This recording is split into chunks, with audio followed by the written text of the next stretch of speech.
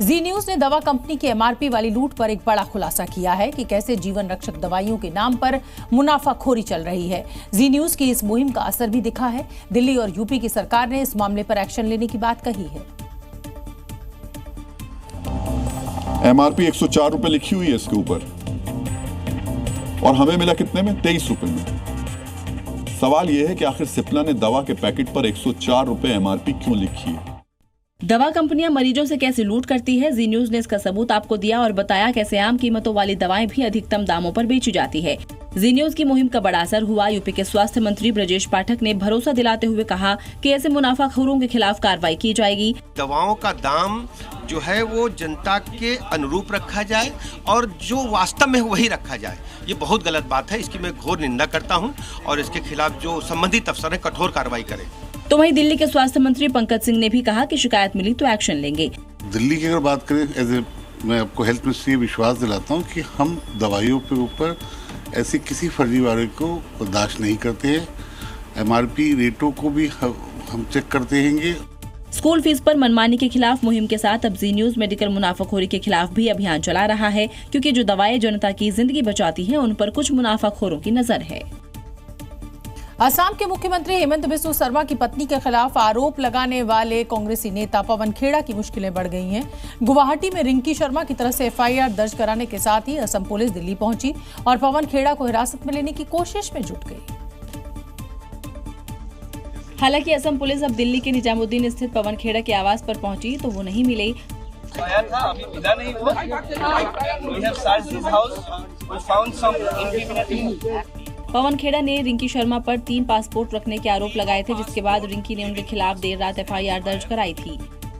Now I've urged Assam Police to get in touch with Ministry MEA so that everything can be proved.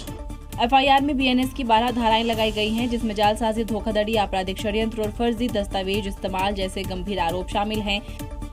इसके साथ ही जुबानी जंग भी तेज है। बार से मुझे पता चला है दिल्ली में पुलिस गया है तो हैदराबाद तक भाग गया। अरे गिरफ्तार ऐसे बहुत देखे हैं। अब इतने तो ईडी, सीबीआई, कितने इनकम टैक्स, कितने कर रहे हैं मोदी जी। कुल मिलाकर चुनाव से पहले ये मामला अब असम में चुनावी मुद्दा बन चुका है। चुनाव आयोग ने एसआईआर की प्रक्रिया पूरी करने के साथ ही मतदाताओं की अंतिम सूची जारी कर दी है और इसके मुताबिक पश्चिम बंगाल में करीब 91 लाख मतदाताओं के नाम काट दिए गए हैं। यानी ये वो मतदाता होंगे जो इस बार चुनाव में वोट नहीं दे पाएंगे या फिर वो फर्जी रहे होंगे। लेकिन फाइनल लिस्ट ने सियासी पारे को जरूर बढ़ा दिया है, क्योंकि पिछली बार जो चुनावी हार का जो आंकड़ा था वो 62 लाख के करीब वोटों का था, यानी बीजेपी और टीएमसी के बीच, और इस बार 91 लाख वोटर्स को एसआईआर के तहत हटा दिया गया है। क्योंकि ये वोटर किसके पक्ष में वोट डालने वाले थे ये तो नहीं पता, लेकिन इनका नाम कटना जरूर निर्णायक हो सकता है, क्योंकि बीते लोकसभा चुनाव में टीएमसी और बीजेपी को मिले कुछ वोटों का अंतर करीब 42 लाख था। 2024 के चुनाव में टीएमसी को 27,06,74,133 वोट तो बीजेपी को 23,04,31,081 वोट मिले। टीएमसी जहां 29 सीट जीती तो बीजेपी को 12 सीटों पर संतोष करना पड़ा, जबकि सूची में 90,83,345 नाम कटे हैं, यानी 2024 के अंतर को दोगुने से भी ज्यादा। चुनाव से पहले आई इस फाइनल सूची में मुर्शिदाबाद में सबसे ज्यादा 4,55,137 नाम छूटे हैं। उत्तर 24 परगना में लगभग 3,25,666 नाम छूटे हैं। इसके बाद पूर्वी वर्धमान, दक्षिणी 24 परगना, नदिया और मालदा का नंबर है, जहां करीब 2-2 लाख से ज्यादा नाम छूटे हैं। कूच बिहार, उत्तर दिनाजपुर, हावड़ा और हुगली में 1 लाख से ज्यादा नाम छूटे हैं। कोलकाता दक्षिण में 28,468 नाम तो कोलकाता उत्तर में 39,164 नाम ही जुड़ पाए हैं।